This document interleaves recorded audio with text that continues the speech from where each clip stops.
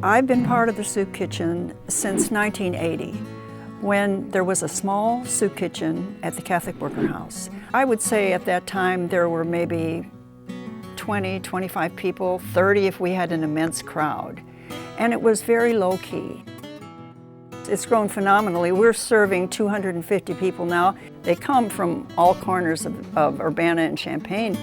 And the diversity of the people that we serve is so different because now we have many working poor. They can't afford what they used to be able to pay for. Well, see, I've been in this situation where I've been homeless. I mean, I'd have slept up under bridges, in cardboard boxes, in abandoned houses, you know what I'm saying? Wherever I could sleep to stay up out of the cold.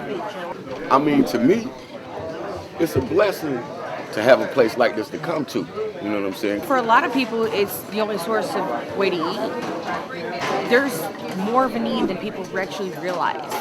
I mean, it's pretty bad. I mean, times is hard out there, so you know, it's a blessing. Let me say, it's a blessing here. A lot of people are from paycheck to paycheck. They're one paycheck away from being homeless. I mean, I'm on Social Security. At any time, they can cut me off, and I'd be homeless too. The community's been very supportive of it. The people in the community, as well as the businesses and organizations here. We get food from the restaurants, food service places in town here, supermarkets, the Illinois Food Bank, organizations over at the University of Illinois, to people who give stuff out of their gardens to us.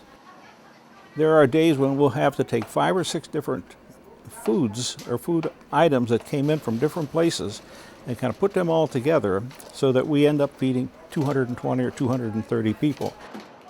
That's the creative part of it. The versatility of the cook is challenged every day. One of the most beautiful things is that everybody just falls to. They come and pick up where they're needed and they know just what to do. Everybody gets busy right away. It's great to watch. I sort of step back when the meal is served, and I'll go up to somebody and I say, "What do you think of that meal today?" And the answer I typically get is, "It's all right." but that's okay. That's better than I'm saying it's terrible. It's good food, of course. It's good. It's no good, I don't come over here, but it's delicious food all that. We have so many people that have so many needs right in our own backyard. I feel I've had the good fortune to work with dedicated volunteers and do a little part in serving the basic needs of feeding the poor and the hungry in our own community. This is a nice place and the volunteers do a great job.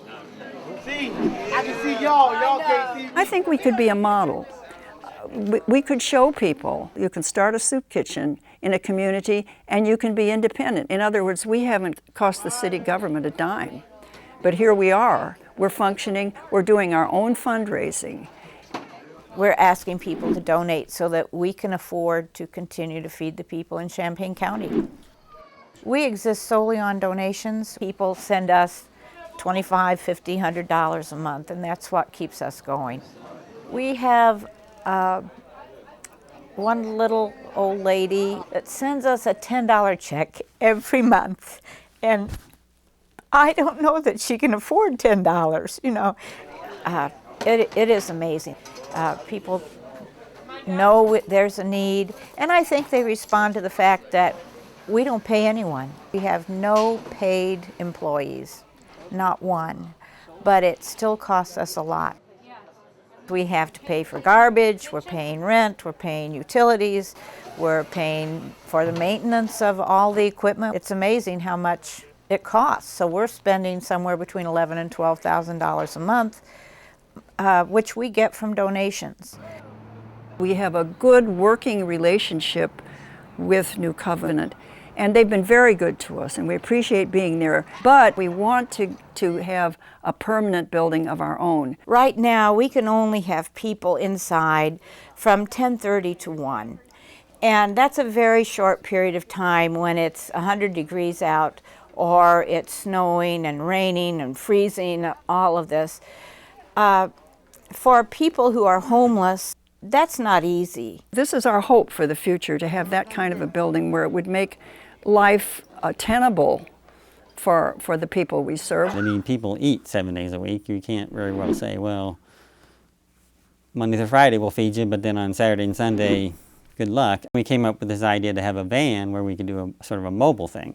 So we started that up last spring, and it's grown. You know, it started off, it was very small. You know, we only had 50 or 75 people a day, and now we're serving 200 sack lunches to people, you know, on Saturday and Sunday each usually.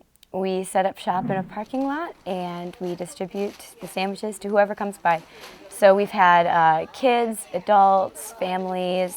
A lot of times there are families that send one person to get lunch for everybody, and that's, 4 more people for the one person that shows up. And it's not just the sandwiches they need.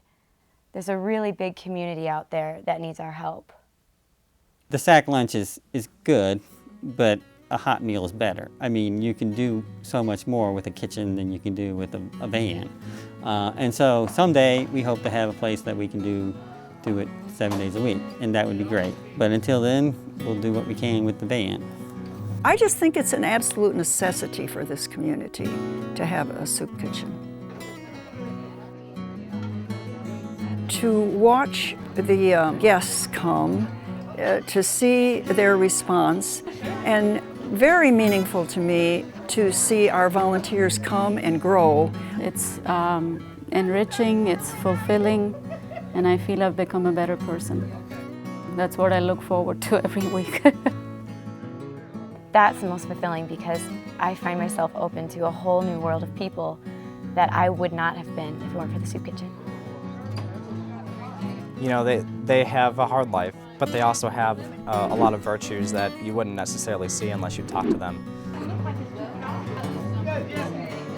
You know, the experiences and the lessons that you learn, it's changed me as a person.